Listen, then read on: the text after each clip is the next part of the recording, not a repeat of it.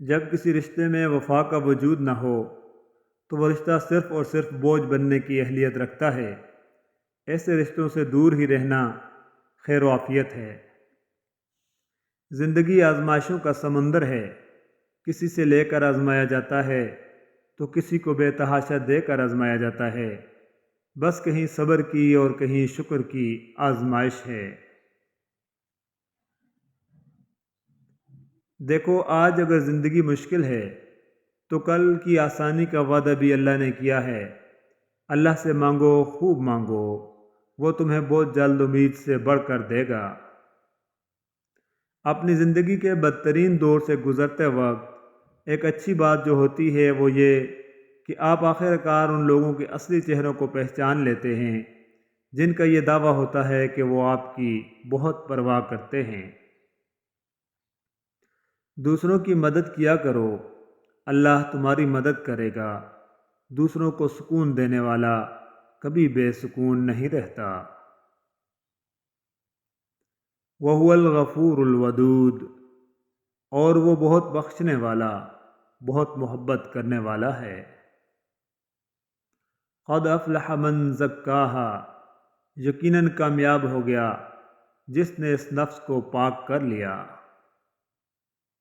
حضور نبی کریم صلی اللہ علیہ وآلہ وسلم نے فرمایا، بہترین اولاد باپردہ بیٹیاں ہیں۔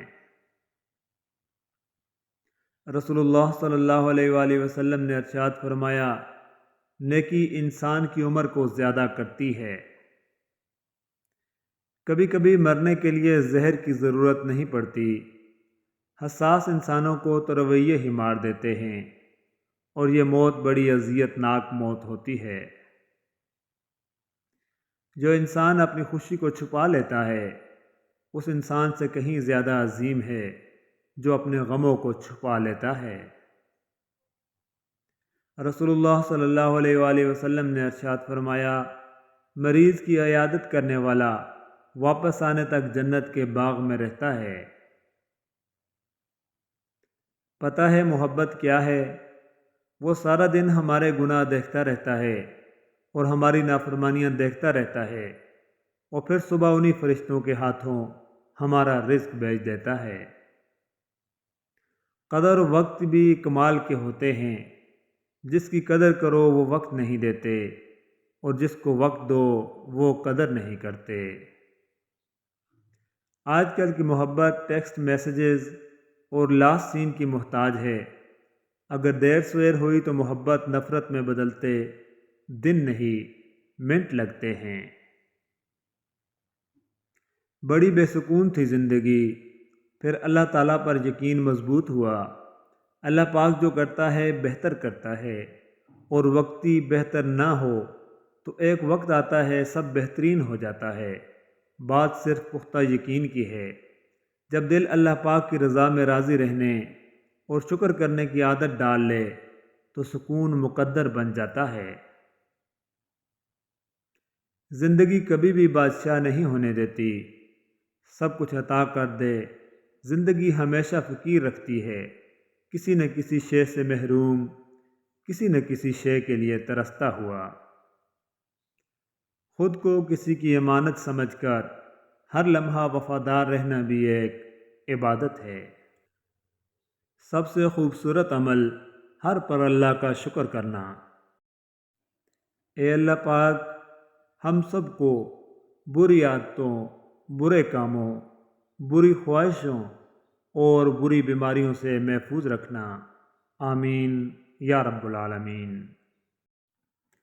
میں بہت خوش ہوں کیونکہ مجھے کسی سے کوئی امید نہیں ہے سوائے اللہ پاک کی ذات سے۔ وہی میرا رب ہے اور وہی میرا سب ہے۔ احساس کا کوئی ترجمہ نہیں ہوتا، جو انسان بے حسی پہ آ جائے اس کے سامنے اپنا دل بھی نکال کر رکھ دیں تو بھی اس کی بے حسی میں کوئی فرق نہیں آئے گا۔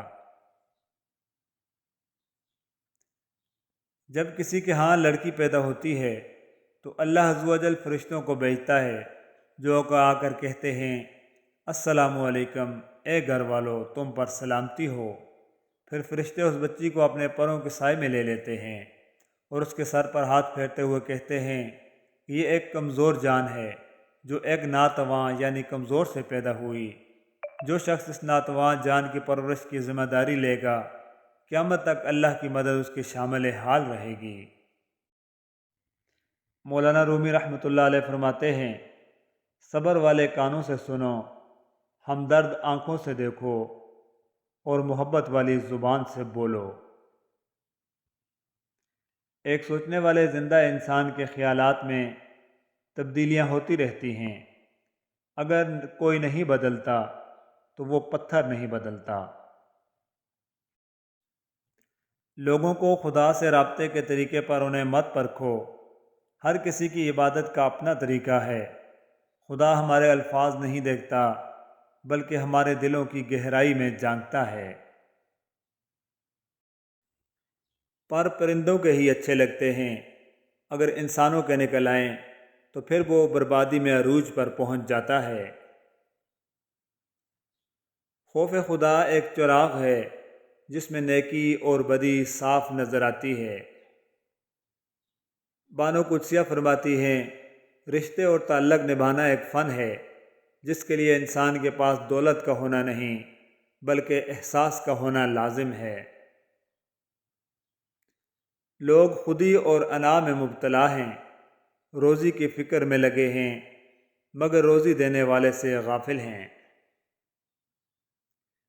ہر کسی کے پیار کرنے کا انداز الگ ہوتا ہے، کوئی جتا دیتا ہے، کوئی خاموش رہتا ہے، اور جو خاموش رہتا ہے ضروری نہیں کہ وہ پیار ہی نہیں کرتا بلکہ ایسے لوگ آپ سے زیادہ محبت کرتے ہیں۔ اختلافات کا حل ڈھونڈا جا سکتا ہے مگر حسد اور بغض کا نہیں۔ حقیقی بڑا وہ ہے جو اپنے ہر چھوٹے کو پہچانتا ہو اور اس کی ضروریات کا خیال رکھتا ہو۔ پھولوں سے بھی نازک ہم انسان ہوتے ہیں، ٹوٹنے سے پہلے ہی بکھر جاتے ہیں۔ ہم پرندوں کی طرح ہوا میں اڑنا اور مچھلی کی طرح پانی میں تیرنا تو سیکھ گئے ہیں، بس اب یہ سیکھنا باقی ہے کہ زمین پر انسانوں کی طرح کیسے رہنا ہے۔ دوسروں کے سہارے جینا چھوڑ دیں کیونکہ آپ پیدا ہی کھڑا ہونے کے لیے ہوئے ہیں۔ حضرت علی رضی اللہ تعالیٰ عنہ فرماتے ہیں، وہ جگہ چھوڑ دو جہاں تمہارے احساس اور تمہارے الفاظ کی قدر نہ ہو، پھر چاہے وہ کسی کا گھر ہو یا کسی کا دل۔ لفظ انسان کے غلام ہوتے ہیں مگر صرف بولنے سے پہلے تک، بولنے کے بعد انسان اپنے الفاظ کا غلام بن جاتا ہے۔